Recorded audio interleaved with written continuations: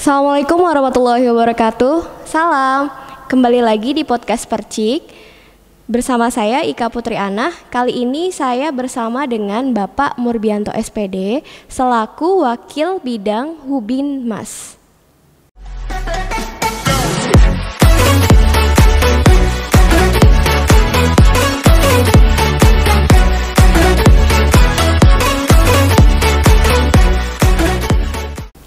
Assalamualaikum Bapak, bagaimana kabarnya Pak?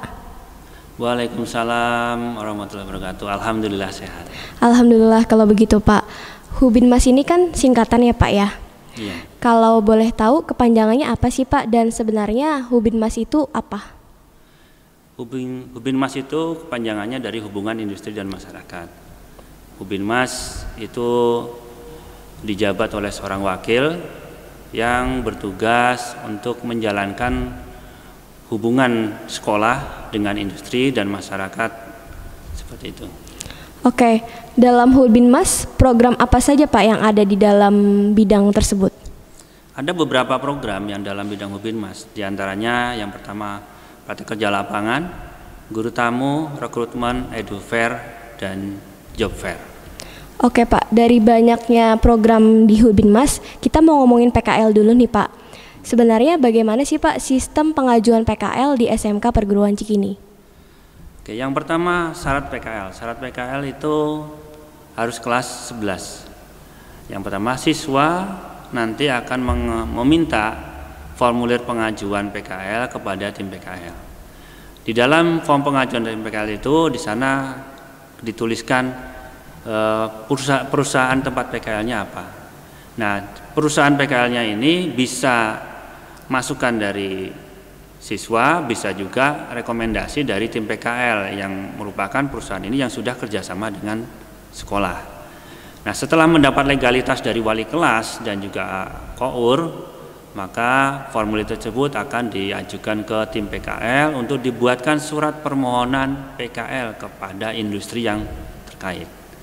Nah, setelah mendapatkan persetujuan mendapat surat balasan dari industri dan dinyatakan diterima, maka siswa tersebut akan mendapatkan surat tugas dan buku jurnal.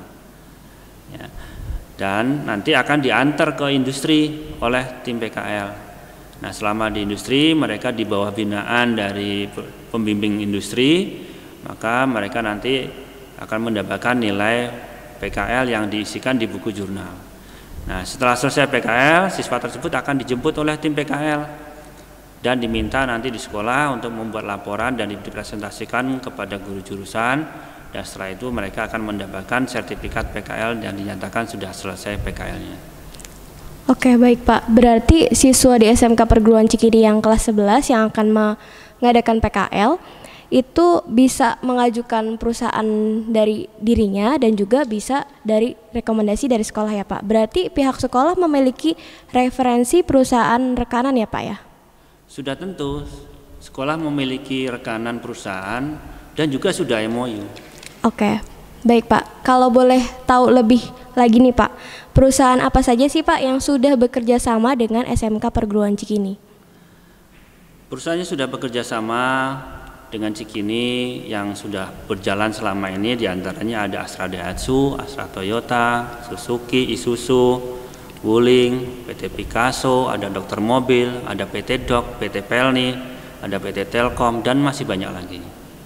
Oke Pak, dari sekian banyak perusahaan yang sudah bekerja sama di SMK Perguruan Cikini, kalau boleh tahu lebih dalam lagi, kerjasamanya itu dalam bentuk apa aja ya Pak?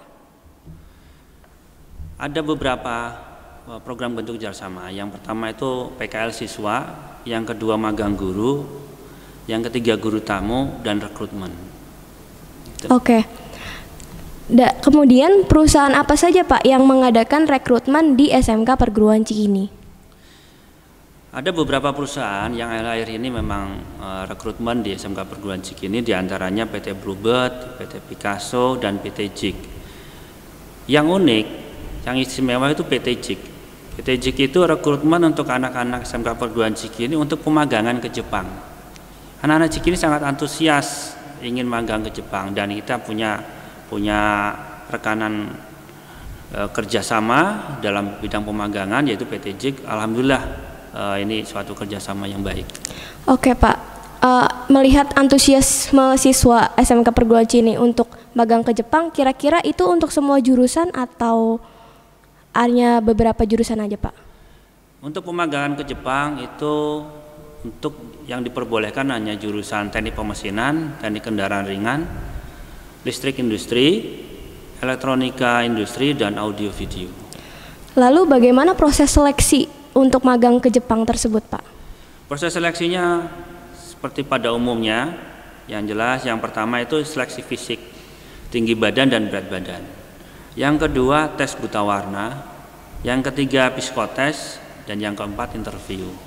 Oke baik Pak, dari banyaknya proses seleksi magang tersebut, apakah sekolah punya upaya khusus untuk siswa tersebut mempersiapkan rekrutmen dari perusahaan PT JIK ini? Ada upaya untuk supaya siswa-siswa JIK ini itu dapat lolos dalam rekrutmen. Yang pertama, sekolah memberikan pembekalan hard skill dan soft skill. Hard skill yaitu melalui program kegiatan belajar mengajar atau KBM, sedangkan soft skillnya kita berikan pengenalan kepada siswa tentang jenis-jenis psikotes dan tip dan triknya seperti apa, sehingga mereka dapat lolos pada saat rekrutmen. Oke baik Pak, tadi saya dengar sekolah sudah mempersiapkan upaya siswa untuk magang ke Jepang ini dari hard skill dan soft skillnya. Berarti kan prosesnya panjang dan lama. Kira-kira udah ada berapa siswa sih Pak yang mengikuti program magang ke Jepang ini? Oke baik, program magang Jepang ini sebenarnya sudah lama antara perguruan JIK ini dengan PT JIK. Dan situ sudah ada 70-an siswa yang mengikuti program magang. Tapi sekarang yang aktif masih ada di Jepang itu sekitar 47 siswa. Wah, berarti sudah banyak sekali ya Pak alumni yang sudah magang di Jepang. Alhamdulillah. Dan yang sedang mau magang juga udah hampir 50 gitu ya Pak ya, 47 itu. Oke, baik Pak. Terima kasih atas podcast dan obrolan kita hari ini.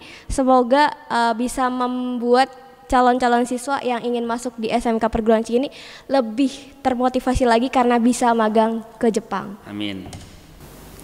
Terima kasih buat kamu yang sudah mendengarkan dan melihat obrolan kita di podcast kali ini. Buat kamu yang makin berminat untuk sekolah di SMK Perguruan Cikini, kamu bisa kunjungi website kita di smkperguruancikini.sch.id atau kamu bisa langsung datang ke sekolah kita setiap hari Senin sampai dengan Jumat pukul 7 sampai pukul 12 siang. Dan jangan lupa untuk like, share, dan komen di sosial media official kita, SMK 1 Percik. Terima kasih. Salam. Salam.